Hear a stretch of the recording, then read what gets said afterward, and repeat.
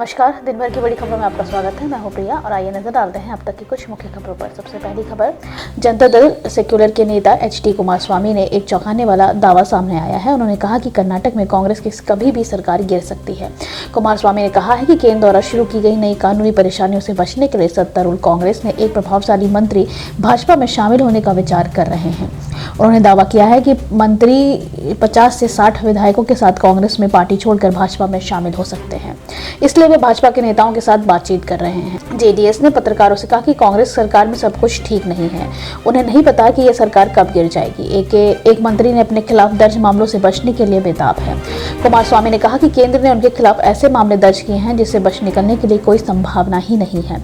जब पत्रकारों ने नेता का नाम पूछा तो उन्होंने कहा कि कोई छोटे नेताओं ऐसे कदम की उम्मीद नहीं की जा सकती, केवल प्रभावशाली लोग ही ऐसा कर सकते हैं।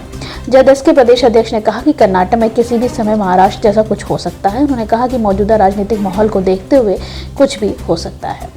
अगली खबर, झारखंड के मुख्यमंत्री हेमंत सोरेन की मुश्किलें कम होने का नाम नहीं ले रही हैं। प्रवर्तन निदेशालय ने कथित भूमि घोटाले से जुड़े धन संशोधन के एक मामले में पूछताछ के लिए मंगलवार को एक नया सामन जारी किया है। सूत्रों के अनुसार सोरेन को संघीय एजेंसियों के कार्यालय में पेश होने और धन संशोधन से रोकथाम अधिनियम के तहत अपना बयान दर्ज कराने के लिए कहा गया है। बता दें कि मुख्यमंत्री को 12 दिसंबर को ईडी के सामने पेश होना है। गौरतलब है, सोरेन को छठी बार नोटिस जारी किया गया है। पहले 5 समन में जारी होने के बाद भी वे पेश नहीं हुए क्योंकि उन्हें ईडी की कार्रवाई से संरक्षण की मांग करते हुए सुप्रीम कोर्ट में याचिका दायर की थी। ईडी ने उस मामले की जांच कर रही है जिसमें आरोप लगाया गया है कि झारखंड में माफिया द्वारा अवैध तरीके से जमीन का मालिकाना हक में बदलाव का एक बड़ा रैकेट चल रहा है। इस मामले में अभी तक 14 लोगों को गिरफ्तार किया जा चुका है। गिरफ्तार लोगों में 211 बैच के भारतीय प्रशासनिक सेवा अधिकारी छवि रंजन भी शामिल हैं, जो पहले राज्य समाज कल्याण विभाग के निदेशक और रांची के उपायुक्त के रूप में कार्य कर चुकी हैं। झारखंड मुक्ति मोर्चा के 48 वर्षीय नेता ने ईडी के पिछले साल नवंबर में राज्य में कथित अवैध खनन से जुड़े धन संशोधन के एक मामले में पूछताछ की थी। अगली खबर, जम्मू कश्मीर में संविधान के अनुच्छेद 370 के प्रावधानों को निरस्त करने के केंद्र सरकार के 2019 के फैसले के खिलाफ दाखिल याचिकाओं पर सुप्रीम कोर्ट आज को फैसला सुना दिया है। इस अनुच्छेद के जरिए जम्मू कश्मीर को विशेष दर्जा मिला हुआ था। देश के मुख्य न्यायाधीश DY चंद्रचूड़ की अध्यक्षता वाली 5 न्यायाधीशों की पीठ ने सुबह 11 बजे इस मामले में फैसला पढ़ना शुरू कर दिया था। इस पीठ के CJI के अलावा जस्टिस संजय किशन कौशल, संजीव खन्ना, BR गवई और सूर्यकांत भी शामिल है। गौरतलब है कि सितंबर माह में लगातार 16 दिन तक सभी पक्षों की दलीलों सुनने के बाद सुप्रीम कोर्ट ने फैसला सुरक्षित रख लिया था। मुख्य न्यायाधीश ने कहा कि केंद्र की तरफ से राज्य के लिए किए गए हर फैसले को चुनौती नहीं दे सकते हैं। 5 जजों के 3 अलग-अलग फैसले हैं। उन्होंने कहा कि याचिकाकर्ताओं का यह तर्क कि केंद्र सरकार राष्ट्रपति शासन के दौरान राज्य में अपरिवर्तन परिणामों के लिए कार्रवाई नहीं कर सकती स्वीकार्य नहीं है। सुप्रीम कोर्ट ने कहा कि जम्मू कश्मीर पर केंद्र सरकार का फैसला बना रहेगा। 5 अगस्त 2019 का फैसला बरकरार रहेगा, इससे बदला नहीं जाएगा। 16 दिन में सुनवाई के दौरान अदालत ने केंद्र और हस्तक्षेपकर्ताओं की ओर से attorney general R Venkataramani, solicitor general Tushar Mehta, वरिष्ठ अधिवक्ताओं हरीश साल्वे, राकेश द्विवेदी, V गिरी और अन्य को अनुच्छेद 370 को निरस्त करने का बचाव कराते हुए सुना था। वकीलों ने इस प्रावधान को निरस्त करने के लिए केंद्र के 5 अगस्त 2019 के फैसले को संवैधानिक वैधता, पूर्वोत्तरी राज्य के 2 केंद्र शासित प्रदेशों के खिलाफ विभाजित करने वाले जम्मू कश्मीर पुनर्गठन अधिनियम के तहत की वैधता, 20 जून 2018 को जम्मू कश्मीर में राज्यपाल शासन लगाए जाने, 19 दिसंबर 2018 को राष्ट्रपति शासन लगाए जाने और 3 जुलाई 2019 को इससे विस्तारित किए जाने सहित मुद्दों पर अपने विचार रखे थे। अगली खबर, भाजपा के राष्ट्रीय अध्यक्ष JP नड्डा ने कहा है कि भाजपा का शुरू से मानना है कि कांग्रेस और भ्रष्टाचार एक ही सिक्के के 2 पहलू हैं। कांग्रेस भ्रष्टाचार, अनाचार और आपराधिकरण के लिए जानी जाती है। ये कांग्रेस की रीति नीति है कि जिस पर वह काम करती है। अभी कांग्रेस के सांसद धीरज साहू के ठिकानों से नोटों की गड्डियां निकल रही हैं। अभी तो गिनती जा रही है, पता नहीं ये गिनती कहां जाकर रुकेगी। कांग्रेस आकट भ्रष्टाचार में डूबी हुई पार्टी है। आज भाजपा राहुल गांधी से पूछना चाहती है कि इस पर उन्हें क्या कहना है। सोनिया गांधी ED IT पर कटाक्ष करती रहती है।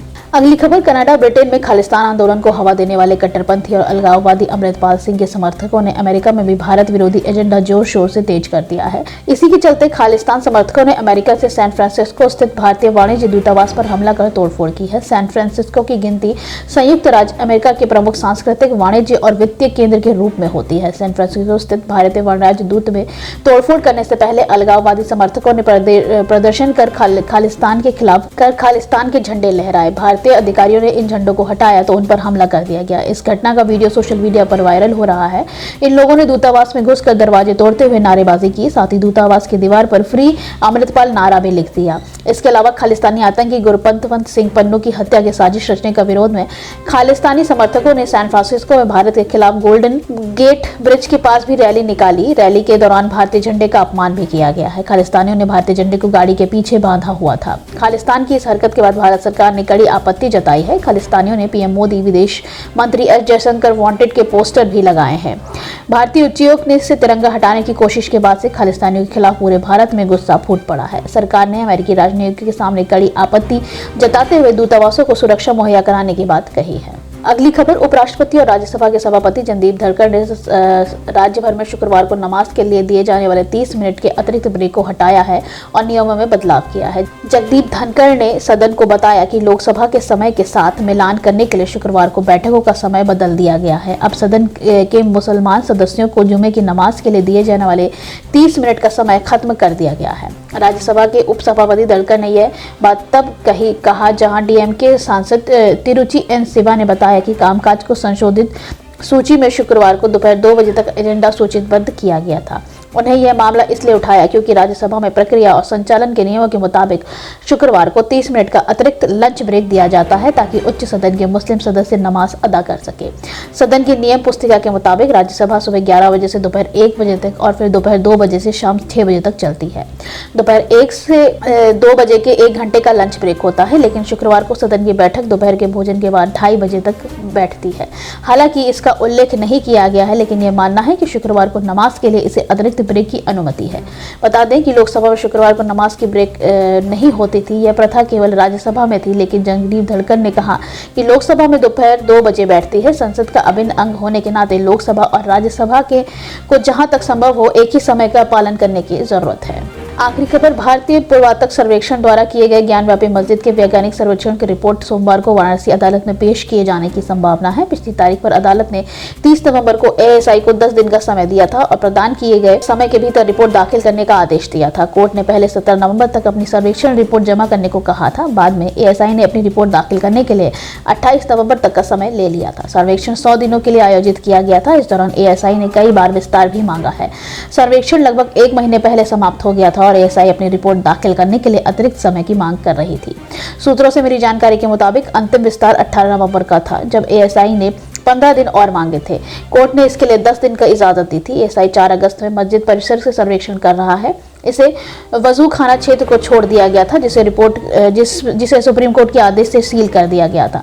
2 नवंबर को एएसआई की अदालत ने बताया कि सर्वेक्षण पूरा कर लिया गया है, लेकिन सर्वेक्षण में इस्तेमाल किए गए उपकरणों के विवरणों के साथ रिपोर्ट संकलित करने के लिए कुछ समय की और आवश्यकता होगी। कोर्ट ने दस्तावेज जमा करने के लिए 17 नवंबर तक अतिरिक्त समय सीमा दी थी।